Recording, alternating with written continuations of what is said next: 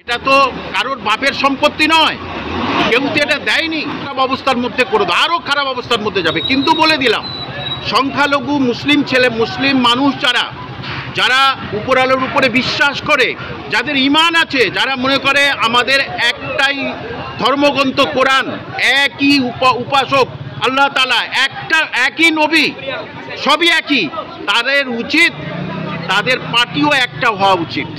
10 রকম পার্টি করে তারা লাভ নেই।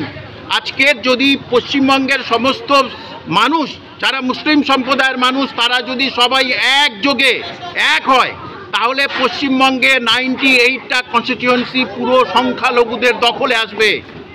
এটাকে বিভাজনের করার চক্রান্ত ঠিক একইভাবেই কিভাবে ওয়াকফ সম্পত্তিটা হাতিয়ে নেওয়া যায় কেন্দ্রীয় সরকারের সঙ্গে যোগবদ্ধ হয়ে, সেটারও চেষ্টা করছে এই সরকার। কি হয়েছে, এবং আমি খুব মুগ্ধ এই আলোচনায় অংশগ্রহণ করে। কিন্তু আমার সবচেয়ে বড় জিনিস এটাই যে মোদী সরকার যা করছে সেটা পশ্চিমবঙ্গের মানুষ বুঝেও বুঝছে না, ভারতবর্ষের মানুষ বুঝেও বুঝছে না যে সংবিধানকে ধর্মনিরপেক্ষ লেখা আছে সেখানে, সেই ধর্মনিরপেক্ষতাকে ভেঙে চুরমার করে দিতে যাচ্ছে। তিনি কিভাবে প্রধানমন্ত্রী হতে পারেন? একজন শিক্ষিত প্রধানমন্ত্রী হলে এই জিনিসটা কোনোদিন করতে পারেন না এবং করতেন না।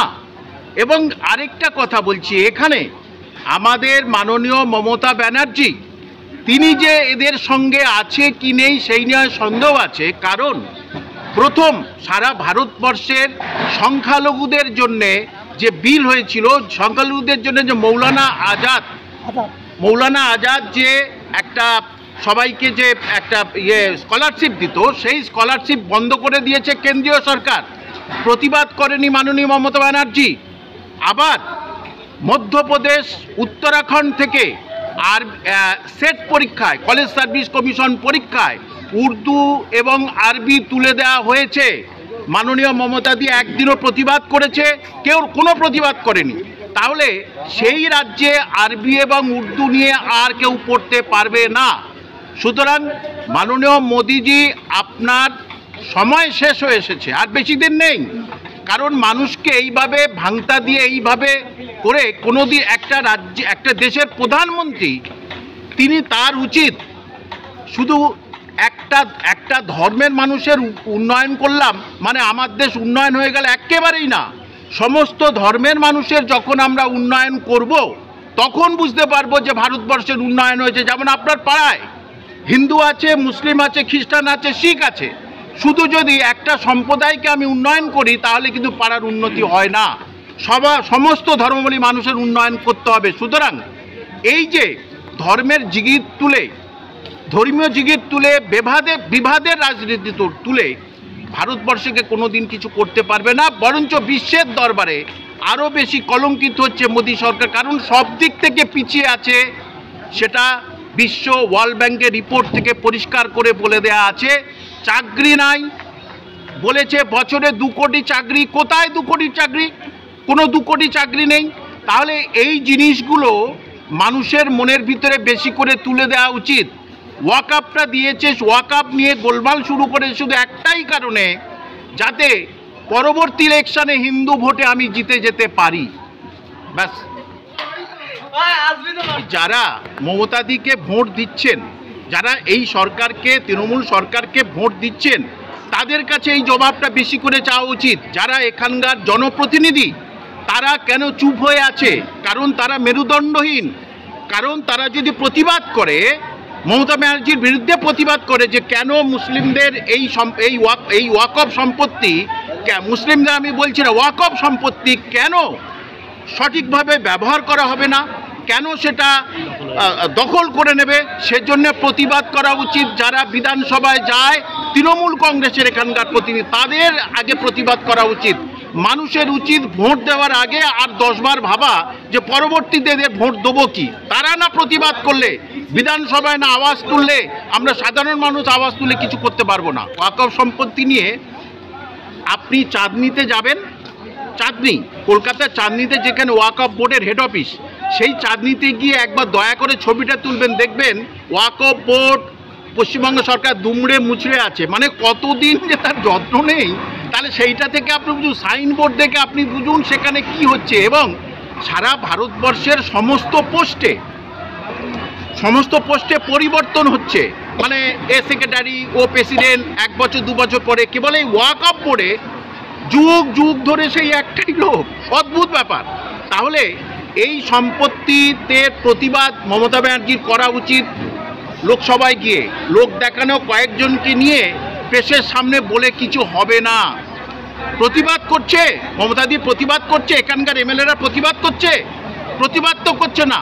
প্রতিবাদ তো আমি করেই সরকারের পদ থেকে আমি তো সেখান থেকে সরে এসেছিলাম যে কেন এই জিনিসগুলো ঘটবে। ওয়াকফ সম্পত্তিকে ওয়াকফ বোর্ড পুনরায় দেওয়া উচিত বলে মনে করছেন? যেটা আছে ফিরিয়ে দেওয়া উচিত। যা আছে এটা তো কারোর বাপের সম্পত্তি নয়, কেউ তো এটা দেয়নি। তুলে ধরেছেন এবং ইসলামের সে তথ্য পৌঁছাচ্ছে কিনা, বেশ সঠিক তথ্য ট্রান্সপারেন্সি আছে কিনা, অ্যাকাউন্টেবিলিটিসের দায়বদ্ধতা কিনা, সেটা তো ওয়াকফ বোর্ডই দেখবে।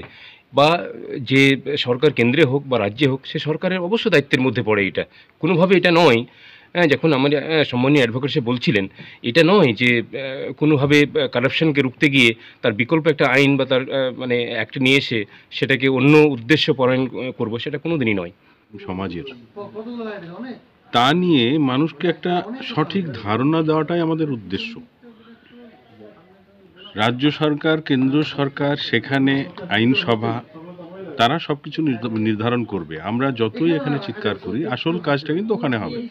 কিন্তু তবুও আমাদের একটা সঠিক বার্তা অন্তত কেন্দ্র সরকারের কাছে পৌঁছুক যে কি ভুল ওরা করছে এবং সেই ভুলগুলোর জন্য মুসলিম সমাজ কতটা ক্ষতিগ্রস্ত হবে।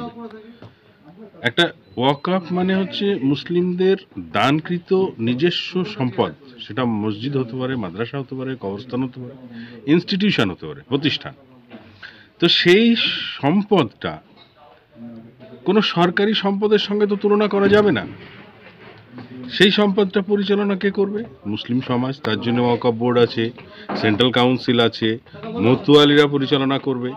তো একটা সেন্ট্রাল গভর্নমেন্ট কি করলো, একটা জয়েন্ট পার্লামেন্টারি কমিশন জেপিসি করলো। যে সংবিধান, ভারতবর্ষের যে সম্প্রীতি, ভারতবর্ষের যে ঐক্য, সেখানে আঘাত করতে চাইছে। এবং এই বিলের মধ্য দিয়ে ভারতবর্ষের যে বিভিন্ন জাতি সম্প্রদায়, বিশেষ করে মুসলিম সম্প্রদায়ের মধ্যে ভেদাভেদ সৃষ্টি করতে চেয়েছে। কারণ আমরা জানি যে এখানে 40টা সংশোধনী নিয়ে আসা হয়েছে। তার মধ্যে কিছু সংশোধনী অত্যন্ত গুরুত্বপূর্ণ, যেটা আমাদের মুসলিম সমাজের মোতাল্লিরা বিভিন্নভাবে ওয়াকফ সম্পত্তিকে নানাভাবে ব্যবহার করে অপব্যবহার করছে। সেটা যেমন একদিকে প্রোটেকশনের কথা বলা হয়েছে, কিন্তু পক্ষান্তরে তারা আসলে চাইছে এই ওয়াকফ সম্পত্তির উপর কেন্দ্র সরকার কিভাবে হস্তক্ষেপ করতে পারে। তার জন্য তারা হিন্দু রিপ্রেজেন্টেশন ঢোকানোর চেষ্টা করেছে এবং ওয়াকফ সম্পত্তি দানে যে বাধা বিঘ্নতা ছিল না, সেখানে জাতপাত ধর্ম সম্প্রদায় ঢুকিয়ে মুসলিম ধর্মাবলম্বী হতে হবে, কমপক্ষে 5 বছর তাদের পালন করতে হবে এবং 2 জন হিন্দু সদস্য থাকবে।